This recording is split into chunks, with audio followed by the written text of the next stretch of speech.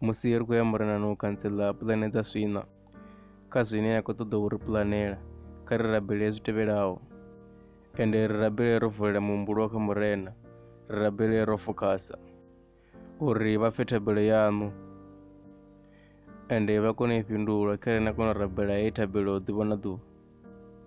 Khotsi washu wa ṱaḓulu, ndi a vha livhuwa kha zwo ri ndi ṅwana wavho.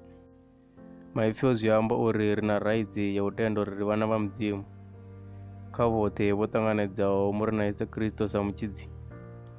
Ndi wavho sa ṅwana wavho, ndi fhasi ya tsireledzo yavho. Ndi a vha livhuwa, vho nnyita uri ndi ḓilugise kha puḽane dza muvhi. Vha mbudza uri u ḓela u tswa na u vhulaya, ngauri ndi a ḓivha hezwi ndi ḓo ima against him nga dzina ḽa Yesu Kristo.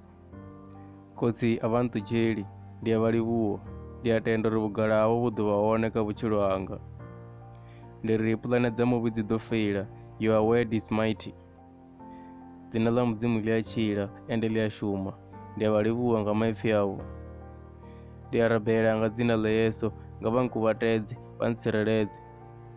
Ndi a dzi ambadza nga mafumo a mudzimu, ndi kone u ima against the world.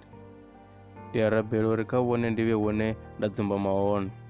Khotsi ndi a rabela musi Saṱhane a tshi ḓela u vhulaya, vhone vha ḓo mpha vhutshilo. Maipfhi avho zwi amba uri Yesu ndi ene nḓila na mafhungo a ngoho na vhutshilo.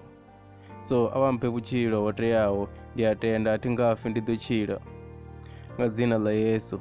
Ndi a tenda uri a nga vhi na madimoni a nṱhaselaho, a hu nga vhi na vhulwadze, ḓirama na depression nga dzina ḽa Yesu. Vhushayi na vhulwadze a zwi nga ḓo vha hone muṱani wa hashu nga dzina ḽa Yesu. Ndi a cancela puḽane dza muvhi, vhone vha mpha zwoṱhe zwine nda zwi ṱoḓa. Ndi a livhuwa musi muvhi a tshi ḓa u kwasha, ndi a ima kha maipfhi avho ane a ri, we are hard pressed on every side but not crushed, perplexed but not despair, persecuted but not abandoned, stuck down but not destroyed. A vha nga ḓo tenda muvhi a tshi wana maanḓa kha vhutshilo hanga. I am a victorious, I am a victor, I am a conqueror. Ri puḽane dza muvhi kha dzi kwashee kha vhutshilo hashu, kha dzi wele fhasi kha mbingano dzashu, kha dzi wele fhasi kha miḓi yashu, kha dzi wele fhasi kha mihumbulo yashu.